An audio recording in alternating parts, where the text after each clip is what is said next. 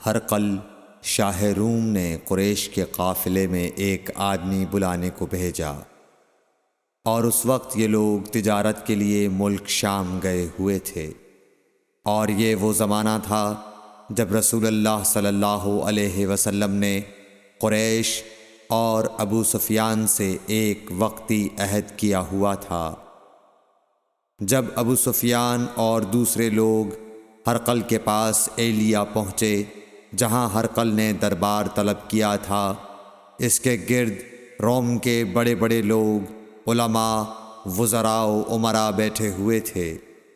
ہرقل نے ان کو اور اپنے ترجمان کو بلوایا، پھر ان سے پوچھا کہ تم میں سے کون شخص مدعی رسالت کا زیادہ قریبی عزیز ہے؟ ابو سفیان کہتے ہیں کہ میں بول اٹھا کہ میں اس کا سب سے زیادہ قریبی رشتہ دار ہوں۔ یہ سن کر ہرقل نے حکم دیا کہ اس ابو سفیان کو میرے قریب لا کر بٹھاؤ اور اس کے ساتھیوں کو اس کی پیٹھ کے پیچھے بٹھا دو۔ پھر اپنے ترجمان سے کہا کہ ان لوگوں سے کہہ دو کہ میں ابو سفیان سے اس شخص یعنی محمد صلی اللہ علیہ وسلم کے حالات پوچھتا ہوں۔ اگر یہ مجھ سے کسی بات میں جھوٹ بول دے تو تم اس کا جھوٹ ظاہر کر دینا۔ ابو سفیان کا قول ہے کہ خدا کی قسم اگر مجھے یہ غیرت نہ آتی کہ یہ لوگ مجھ کو جھٹلائیں گے تو میں آپ صلی اللہ علیہ وسلم کی نسبت ضرور غلط گوئی سے کام لیتا۔ خیر، پہلی بات جو ہرقل نے مجھ سے پوچھی وہ یہ کہ اس شخص کا خاندان تم لوگوں میں کیسا ہے؟ میں نے کہا وہ تو بڑے اونچے عالی نسب والے ہیں۔ کہنے لگا اس سے پہلے بھی کسی نے تم لوگوں میں ایسی بات کہی تھی؟ میں نے کہا نہیں۔ کہنے لگا اچھا اس کے بڑوں میں کوئی بادشاہ ہوا ہے؟ میں نے کہا نہیں۔ پھر اس نے کہا بڑے لوگوں نے اس کی پیروی اختیار کی ہے یا کمزوروں نے؟ میں نے کہا نہیں، کمزوروں نے۔ پھر کہنے لگا اس کے تابعدار روز بڑھتے جاتے ہیں یا کوئی ساتھی پھر بھی جاتا ہے؟ میں نے کہا نہیں۔ کہنے لگا کیا اپنے اس دعوی نبوت سے پہلے کبھی کسی بھی موقع پر اس نے جھوٹ بولا ہے؟ میں نے کہا نہیں، اور اب ہماری اس سے صلح کی ایک مقررہ مدت ٹھہری ہوئی ہے، معلوم نہیں وہ اس میں کیا کرنے والا ہے۔ ابو سفیان کہتے ہیں میں اس بات کے سوا اور کوئی جھوٹ اس گفتگو میں شامل نہ کر سکا۔ ہرقل نے کہا کیا تمہاری اس سے کبھی لڑائی بھی ہوئی ہے؟ ہم نے کہا کہ ہاں۔ بولا پھر تمہاری اور اس کی جنگ کا کیا حال ہوتا ہے؟ میں نے کہا لڑائی ڈول کی طرح ہے، کبھی وہ ہم سے میدان جنگ جیت لیتے ہیں اور کبھی ہم ان سے جیت لیتے ہیں۔ ہرقل نے پوچھا وہ تمہیں کس بات کا حکم دیتا ہے؟ میں نے کہا وہ کہتا ہے کہ صرف ایک اللہ ہی کی عبادت کرو، اس کا کسی کو شریک نہ بناؤ، اور اپنے باپ دادا کی شرک کی باتیں چھوڑ دو، اور ہمیں نماز پڑھنے، سچ بولنے، پرہیزگاری اور صلہ رحمی کا حکم دیتا ہے۔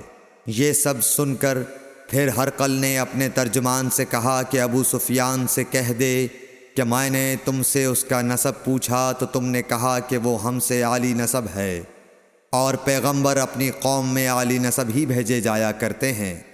میں نے تم سے پوچھا کہ دعوی نبوت کی یہ بات تمہارے اندر اس سے پہلے کسی اور نے بھی کہی تھی؟ تو تم نے جواب دیا کہ نہیں۔ تب میں نے اپنے دل میں کہا کہ اگر یہ بات اس سے پہلے کسی اور نے کہی ہوتی تو میں سمجھتا کہ اس شخص نے بھی اسی بات کی تقلید کی ہے جو پہلے کہی جا چکی ہے۔ میں نے تم سے پوچھا کہ اس کے بڑوں میں کوئی بادشاہ بھی گزرا ہے؟ تو تم نے کہا کہ نہیں۔ تو میں نے دل میں کہا کہ ان کے بزرگوں میں سے کوئی بادشاہ ہوا ہوگا تو کہہ دوں گا کہ وہ شخص اس بہانے اپنے آباء و اجداد کی بادشاہت اور ان کا ملک دوبارہ حاصل کرنا چاہتا ہے۔ اور میں نے تم سے پوچھا کہ اس بات کے کہنے یعنی پیغمبری کا دعویٰ کرنے سے پہلے تم نے کبھی اس کو دروغ گوئی کا الزام لگایا ہے؟ تم نے کہا کہ نہیں۔ تو میں نے سمجھ لیا کہ جو شخص آدمیوں کے ساتھ دروغ گوئی سے بچے وہ اللہ کے بارے میں کیسے جھوٹی بات کہہ سکتا ہے۔ اور میں نے تم سے پوچھا کہ بڑے لوگ اس کے پیرو ہوتے ہیں یا کمزور آدمی؟ تم نے کہا کمزوروں نے اس کی اتباع کی ہے۔ تو دراصل یہی لوگ پیغمبروں کے متبعین ہوتے ہیں۔ اور میں نے تم سے پوچھا کہ اس کے ساتھی بڑھ رہے ہیں یا کم ہو رہے ہیں؟ تم نے کہا کہ وہ بڑھ رہے ہیں، اور ایمان کی کیفیت یہی ہوتی ہے حتیٰ کہ وہ کامل ہو جاتا ہے۔ اور میں نے تم سے پوچھا کہ آیا کوئی شخص اس کے دین سے ناخوش ہو کر مرتد بھی ہو جاتا ہے؟ تم نے کہا نہیں۔ تو ایمان کی خاصیت بھی یہی ہے، جن کے دلوں میں اس کی مسرت رچ بس جائے وہ اس سے لوٹا نہیں کرتے۔ اور میں نے تم سے پوچھا کہ آیا وہ کبھی عہد شکنی کرتے ہیں؟ تم نے کہا نہیں۔ پیغمبروں کا یہی حال ہوتا ہے، وہ عہد کی خلاف ورزی نہیں کرتے۔ اور میں نے تم سے کہا کہ وہ تم سے کس چیز کے لیے کہتے ہیں؟ تم نے کہا کہ وہ ہمیں حکم دیتے ہیں کہ اللہ کی عبادت کرو، اس کے ساتھ کسی کو شریک نہ ٹھہراؤ، اور تمہیں بتوں کی پرستش سے روکتے ہیں، سچ بولنے اور پرہیزگاری کا حکم دیتے ہیں۔ لہٰذا اگر یہ باتیں جو تم کہہ رہے ہو سچ ہیں تو عنقریب وہ اس جگہ کا مالک ہو جائے گا کہ جہاں میرے یہ دونوں پاؤں ہیں۔ مجھے معلوم تھا کہ وہ پیغمبر آنے والا ہے، مگر مجھے یہ معلوم نہیں تھا کہ وہ تمہارے اندر ہوگا۔ اگر میں جانتا کہ اس تک پہنچ سکوں گا تو اس سے ملنے کے لیے ہر تکلیف گوارا کرتا۔ اگر میں اس کے پاس ہوتا تو اس کے پاؤں دھوتا۔ ہرقل نے رسول اللہ صلی اللہ علیہ وسلم کا وہ خط منگایا جو آپ نے وحیہ کلبی رضی اللہ تعالیٰ عنہ کے ذریعے حاکم بصرہ کے پاس بھیجا تھا، اور اس نے وہ ہرقل کے پاس بھیج دیا تھا۔ پھر اس کو پڑھا تو اس میں لکھا تھا، اللہ کے نام کے ساتھ جو نہایت مہربان اور رحم والا ہے۔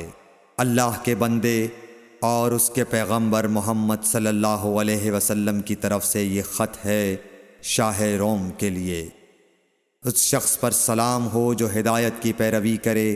اس کے بعد میں آپ کے سامنے دعوت اسلام پیش کرتا ہوں۔ اگر آپ اسلام لے آئیں گے تو دین و دنیا میں سلامتی نصیب ہوگی، اللہ آپ کو دوہرا ثواب دے گا۔ اور اگر آپ میری دعوت سے روگردانی کریں گے تو آپ کی رعایا کا گناہ بھی آپ ہی پر ہوگا۔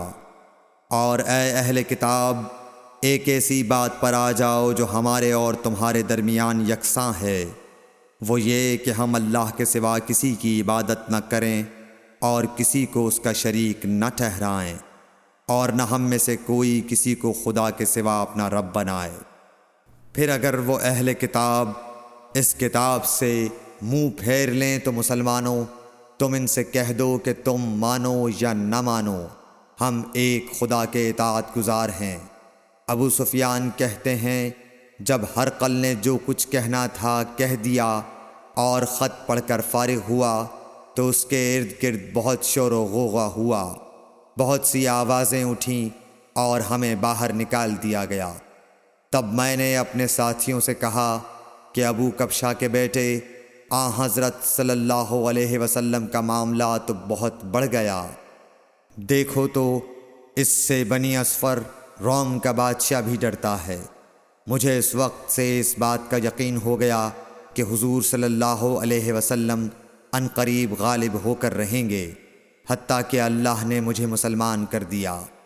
راوی کا بیان ہے کہ ابن ناطور ایلیا کا حاکم ہرقل کا مصاحب اور شام کے نصارہ کا لاٹ پادری بیان کرتا تھا کہ ہرقل جب ایلیا آیا ایک دن صبح کو پریشان اٹھا تو اس کے درباریوں نے دریافت کیا کہ آج ہم آپ کی حالت بدلی ہوئی پاتے ہیں، کیا وجہ ہے؟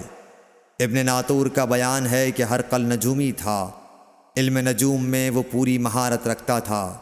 اس نے اپنے ہم نشینوں کو بتایا کہ میں نے آج رات ستاروں پر نظر ڈالی تو دیکھا کہ ختنہ کرنے والوں کا بادشاہ ہمارے ملک پر غالب آ گیا ہے۔ بھلا اس زمانے میں کون لوگ ختنہ کرتے ہیں؟ انہوں نے کہا کہ یہود کے سوا کوئی ختنہ نہیں کرتا، سو ان کی وجہ سے پریشان نہ ہوں۔ سلطنت کے تمام شہروں میں یہ حکم لکھ بھیجیے کہ وہاں جتنے یہودی ہوں سب قتل کر دیے جائیں۔ وہ لوگ انہی باتوں میں مشغول تھے کہ ہرقل کے پاس ایک آدمی لایا گیا جسے شاہ غسان نے بھیجا تھا۔ اس نے رسول اللہ صلی اللہ علیہ وسلم کے حالات بیان کیے۔ جب ہرقل نے سارے حالات سن لیے تو کہا کہ جا کر دیکھو وہ ختنہ کیے ہوئے ہے یا نہیں۔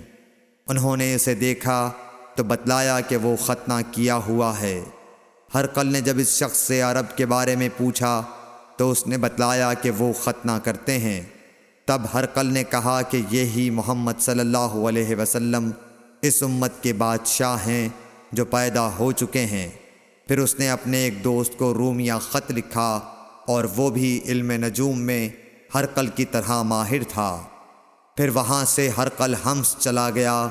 ابھی حمص سے نکلا نہیں تھا کہ اس کے دوست کا خط اس کے جواب میں آ گیا۔ اس کی رائے بھی حضور صلی اللہ علیہ وسلم کے ظہور کے بارے میں ہرقل کے موافق تھی کہ محمد صلی اللہ علیہ وسلم واقعی پیغمبر ہیں۔ اس کے بعد ہرقل نے روم کے بڑے آدمیوں کو اپنے حمص کے محل میں طلب کیا اور اس کے حکم سے محل کے دروازے بند کر لیے گئے۔ پھر وہ اپنے خاص محل سے باہر آیا اور کہا، اے روم والو، کیا ہدایت اور کامیابی میں کچھ حصہ تمہارے لیے بھی ہے؟ اگر تم اپنی سلطنت کی بقا چاہتے ہو تو پھر اس نبی صلی اللہ علیہ وسلم کی بیعت کر لو اور مسلمان ہو جاؤ۔ یہ سننا تھا کہ پھر لوگ وحشی گدھوں کی طرح دروازوں کی طرف دوڑے مگر انہیں بند پایا۔ آخر جب ہرقل نے اس بات سے ان کی یہ نفرت دیکھی اور ان کے ایمان لانے سے مایوس ہو گیا تو کہنے لگا کہ ان لوگوں کو میرے پاس لاؤ۔ جب وہ دوبارہ آئے تو اس نے کہا، میں نے جو بات کہی تھی اس سے تمہاری دینی پختگی کی آزمائش مقصود تھی، سو وہ میں نے دیکھ لی۔ تب یہ بات سن کر وہ سب کے سب اس کے سامنے سجدے میں گر پڑے اور اس سے خوش ہو گئے۔ بالآخر ہرقل کی آخری حالت یہی رہی۔ صحیح بخاری حدیث نمبر 7۔